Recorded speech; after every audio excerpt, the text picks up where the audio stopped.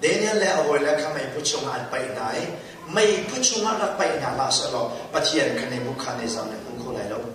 mai puchung ye bun pai an si bu long long a pathuman pai nai pathian ya umpi na de apali na ka khi boy pa si ti Daniel hoi le pol khamai phua rak pai na la sa lo pathian kha ne mu khane zam le khul lai lo Daniel hoi le cha a mai phu kha boy pa ni pulpit a ban le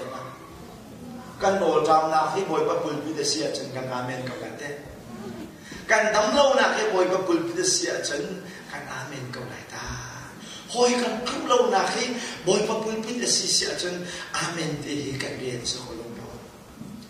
hallelujah amen kan ni chu kan ma ta chu kan si phong lo chu ta ni zan ti ni mama